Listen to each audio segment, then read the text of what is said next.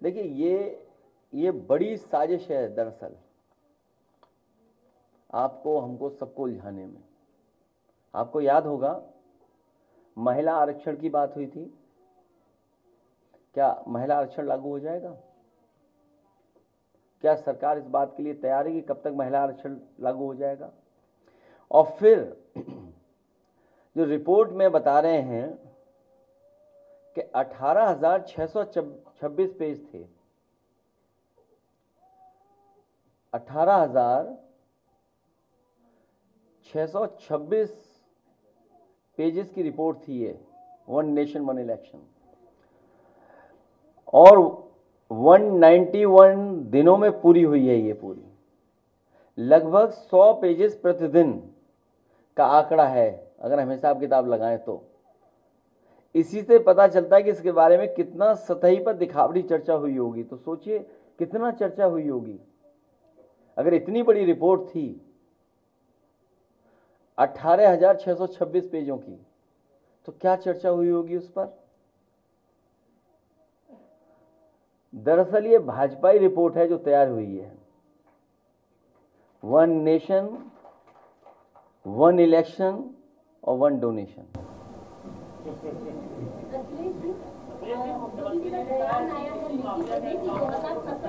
समाजवादी गरीब का राशन खा जाते थे, फिर साथ ही साथ बउआ घर में 12 बजे तक सोता था और माफिया समांतर सरकार चलाती थी। ये सब घिसे पिटे डायलॉग हैं पुराने वाले, और मैं इसीलिए कहता हूँ कि ये सब पुराने डायलॉग हैं, पुराना सब कुछ है, हिसाब किताब। उत्तर प्रदेश की जनता नया चाहती है, नया विकास चाहती है, इनको हटाएगी सरकार, ये हटने जा रहे हैं। आप समझ लो कितना संतुलन बिगड़ा है।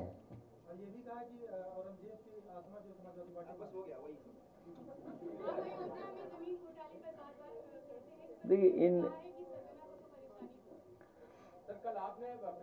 मैंने आपसे कहा और कई बार मैंने आपसे आपके बीच में इस बात को कहा कि उत्तर प्रदेश सरकार को कम से कम टॉप 10 माफियाओं की सूची जारी करनी चाहिए। वो टॉप 10 माफिया कहाँ हैं और किस दल में है, इसकी सबको जानकारी हो जाएगी। मुख्यमंत्री जी पहले मुख्यमंत्री हैं जिन्होंने अपने मुकदमे वापस लिए हैं, और कितने गंभीर मुकदमे लिए हैं, कितने गंभीर मुकदमे लिए हैं, ये हमारे आदरणीय माता प्रसाद पांडे जी सब जानते हैं उनके बारे में। और अगर विस्तार से सुनना चाहो तो मैं कहूँ माइक उन्हें दे दूं। तो ये जो मुख्य मुद्दे हैं, उन मुद्दों से ध्यान हटाने के लिए मुख्यमंत्री जी लगातार इस तरह की बातचीत कर रहे हैं।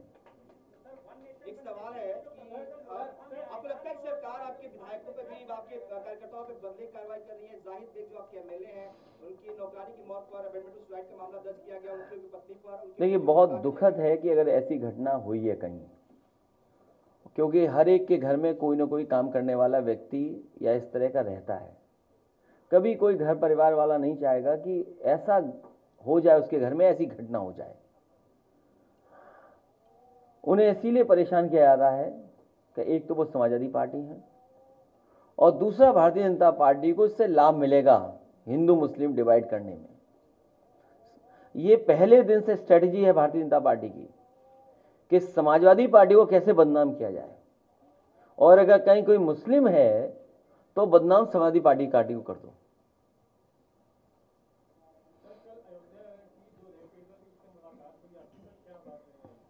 उसने मुझसे कहा कि सुरक्षा मिलनी चाहिए, उसे न्याय मिलना चाहिए, और जो दोषी हैं उनके खिलाफ कार्रवाई हो, उसकी नौकरी जो मंदिर परिषद में थी उसकी नौकरी न छीनी जाए, और उसके परिवार के ऊपर अननेसेसरी दबाव न बनाया जाए, क्योंकि सरकार कोशिश कर रही है कि दबाव बनाया जाए, क्योंकि उसमें भारतीय जनता पार्टी के ही लोग शामिल हैं।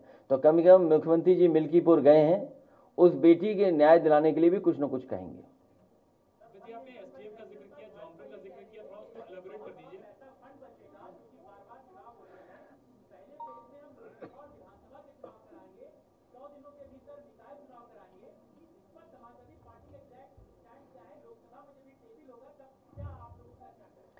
कल को भारतीय जनता पार्टी ये कहेगी, क्योंकि वन नेशन वन इलेक्शन हो जाएगा, चुनाव आयोग का काम क्या है फिर? चुनाव आयोग में भी जो अधिकारी हैं, कर्मचारी हैं, उन पर भी बहुत खर्चा होता है।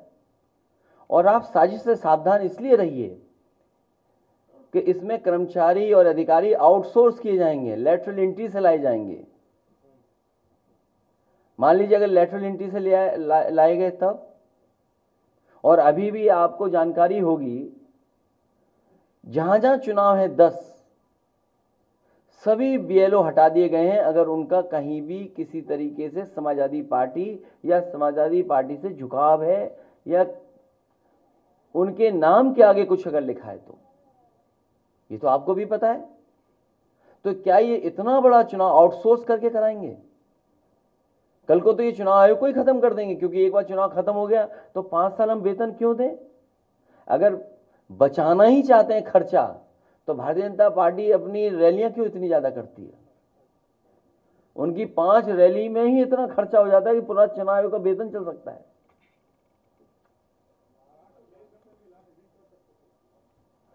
और अपनी पार्टी के राष्ट्रीय अध्यक्ष का भी चुनाव कर सकते थे।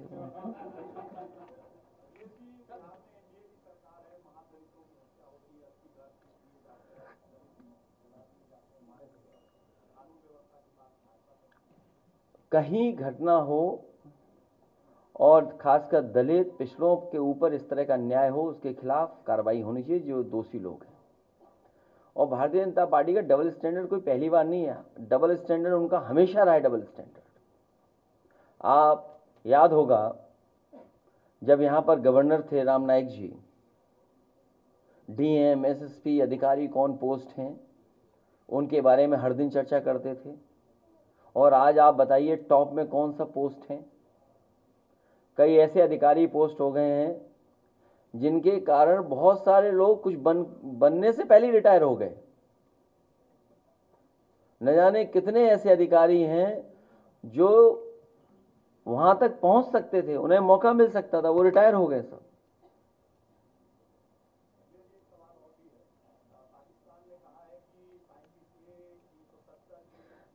भेड़िया से बचाओ।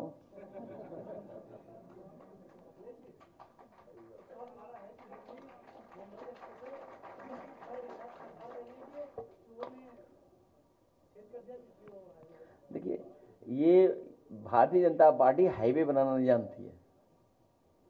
अगर हाईवे बना रहे होते ये लोग तो आपका पूर्वांचल भी अच्छा चल रहा होता, बुंदेलखंड भी अच्छा चल रहा होता। और फिर आगरा से लेकर मुंबई से लेकर के जो दिल्ली वाला एक्सप्रेसवे है वो 1 लाख करोड़ का है। 1 लाख करोड़ का एक्सप्रेसवे है। अगर वहां गड्ढे हो रहे हैं तो ये सवाल खड़ा होता है कि आखिर गड्ढे कैसे हो रहे हैं वहां पर।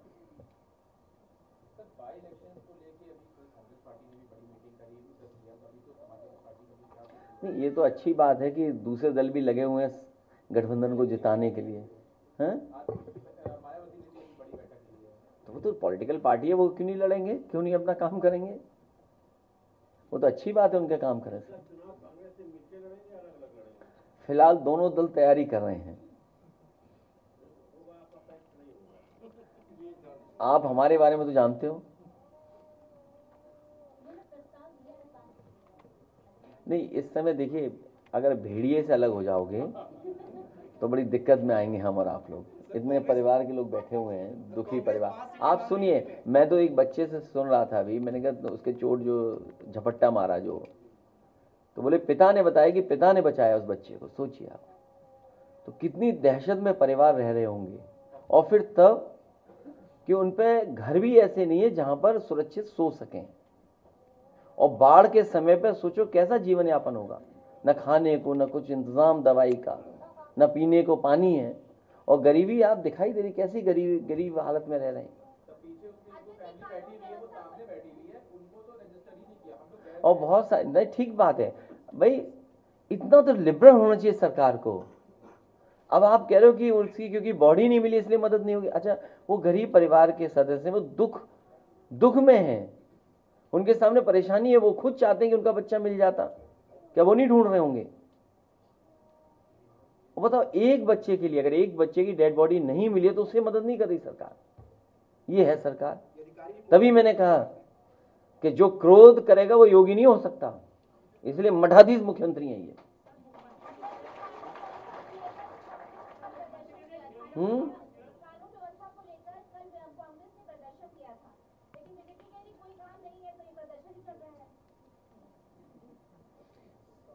मैं आपको बता रहा हूं कि बीजेपी इतना बुरा हारेगी उत्तर प्रदेश में जिसकी आप कल्पना नहीं कर सकते।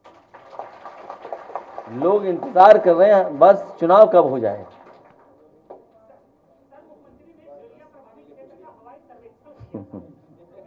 सब भाग गए होंगे भेड़िया हवाई जहाज की आवाज। वो इसीलिए मुख्यमंत्री जी हेलीकॉप्टर लेके गए जिससे कोई भेड़िया उन्हें दिखाई न दे। आप खुद सोचिए अगर हेलीकॉप्टर थोड़ा भी नीचे आएगा उसकी आवाज से कोई जानवर रुकेगा?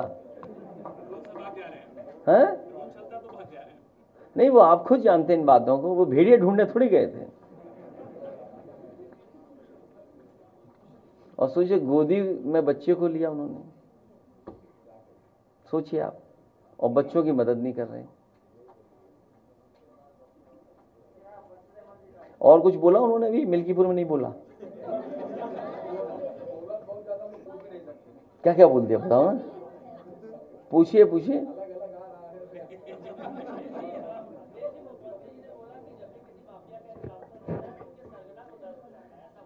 वो कई बार बोल चुके हैं।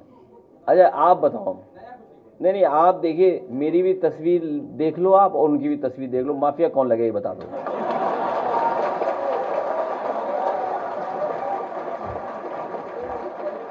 हाँ?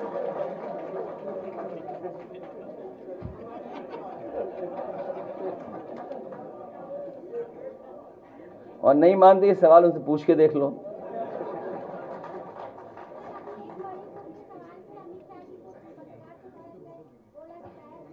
इतना तो कभी कभी भड़का जाना चाहिए।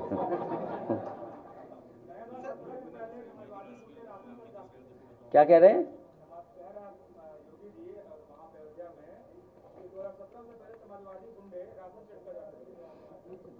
क्या बातें कर रहे हैं आप? में से बहुत सारे साथी रहे होंगे जिस समय रतन टाटा जी आए थे, याद है आपको?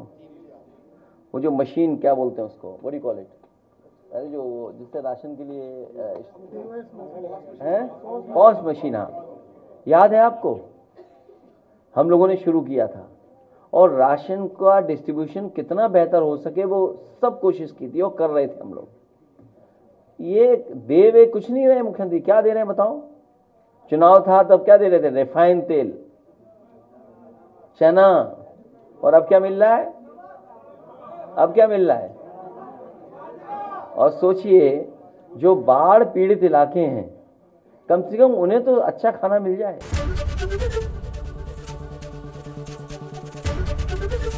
एबीपी गंगा, खबर आपकी, जुबान आपकी।